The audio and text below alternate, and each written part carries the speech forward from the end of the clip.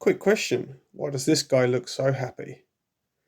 Because he is playing Isle of Trains All Aboard from Dranda Games. I love this game.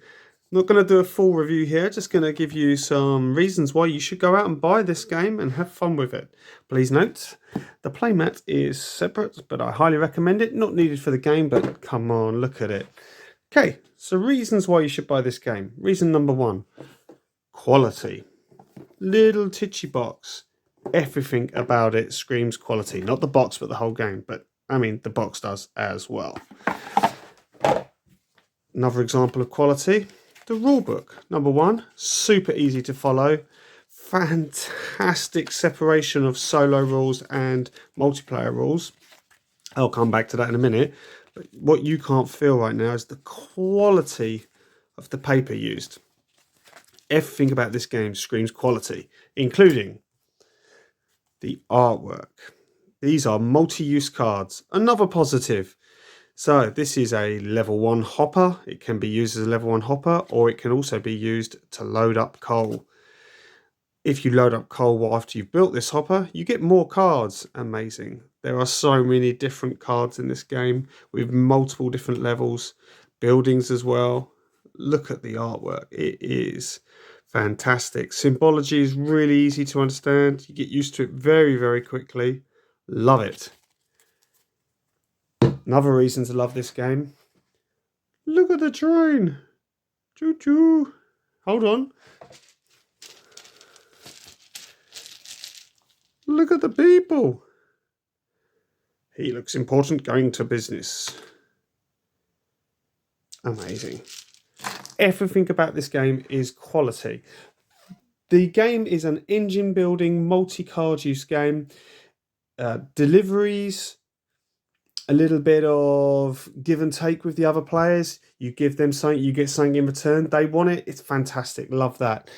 You've also got the fact that the solo mode works quite a bit differently to the multiplayer, just in terms of the game end. In the game end mode for the normal game, you've got this train moving along every time someone achieves something. In the solo mode, you're battling against the deck of cards. This is your time effectively, but the problem is so many actions that you take give you new cards, and you need more cards because they are the currency in the game. So you've got this push and pull about, oh, do I want more cards? I need to take more cards. I need to build these extra bits of my train. I need to do all these deliveries. But if I keep on taking too many cards, I'm going to hit the bottom of the deck. Absolutely love it. There are two different ways of playing solo as well. Oh, I mean, look at this. Every single card has an explanation in it if you need it. But you can play just against the score, but then there are also scenarios like missions to do, like to do primary missions and secondary missions for both Billingtons and Flint Beach. Once again, absolutely love this game. Really not a bad price for what you're getting. It feels like a really decent, heavy game, even though it's not. It's very easy to understand, but every time you play it, you definitely think you'll be able to do better. So, it's a really quick review of Isle of Trains All Aboard. Hope you enjoyed it. I'm Neil from Board Game Happy. Please find me on Twitter and Instagram at Board Game Happy.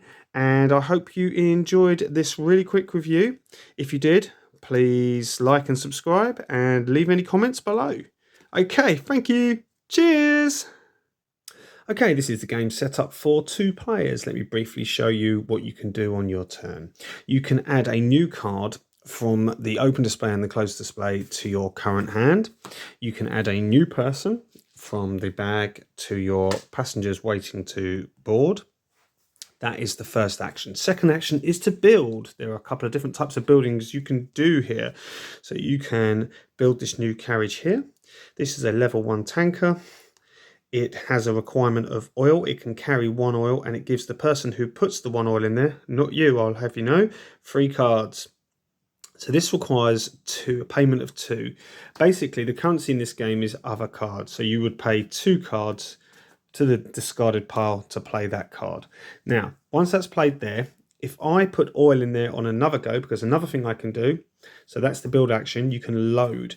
If I put oil in there, it doesn't give me any benefit, apart from obviously I've got oil loaded, which will help me for example, to do this delivery to Devon City later on. But if the opponent puts oil in there, thank you very much, I get oil. But what they get is they get the benefit of the free cards. So that's fantastic. So let's say, for example, I did that as my first action. I've built that and I have paid 2. They're discarded. My second option, I can't afford to build either of these. I definitely want to get the level 2 engine built at some point, and the reason for that is it's worth 2 points, whereas my current level 1 engine is worth 0. And then my level 1 engine only has a pulling power of 4, whereas this has a pulling power of 6. And as you'll probably notice, there are green and reds. Green is the pulling power, red is the drag, if you like. So we've got to be very aware that you cannot overload your engines. So my second turn would be, I'm going to take one of my passengers and load them onto my opponent's train. By doing that, I get the benefit of 2 cards. So we've discussed the taking a new card or new person action. We've discussed the building action. If you ever want to do an upgrade, so if you want to go from the level 1 to level 2, you only pay the difference, which would be 2 cards because it goes from 1 to 3, and that would replace that. You've discussed the loading, so we can do the loading in our own train, doesn't give us any benefit. Loading in our opponent's train does give us a benefit. And finally, there's delivery. So you will see that these locations have different delivery requirements. When you deliver 2 crates to this Camp Eagle, you take the card. No one else can deliver this to this particular card. It becomes yours. Now your objective is to try and do the secondary requirements. Each time a first requirement goes primary and a secondary goes, you move this up the track. When you get to a certain position, depending on the number of players, it's game over. Another option for deliveries is you can deliver people, the right coloured people, to the right location. So for example, Billington's wants blue people. So if you delivered this blue person to Billington's, you would get the benefit, the first benefit here, which is 4 points. Then afterwards, you get 2 points and 2 cards, and then finally 3 cards. Once all of these locations are filled with people, that's another game end trigger. This will push this further along. So that gives you a very, very brief overview as to how the game plays. Just to let you know that when you get a bonus, such as this one here, which says 2 cards plus a bonus loading, that has to go in your carriages and you do not get the benefit from that.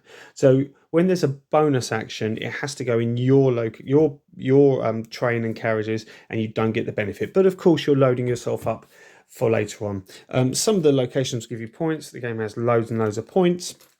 And at the end of the game, the person with the most points wins. Points will be accumulation of where you've delivered to, which cards you've fulfilled, and how cool your train looks. And that is very basically it, apart from to say in the solo mode, obviously you don't have an opponent, so you do get the benefit of putting people and goods into your carriages on a standard go. On the bonus goes, you still don't get the bonus of doing that. So I hope that gives you everything you need to know. Cheers. We gotta take a night train to the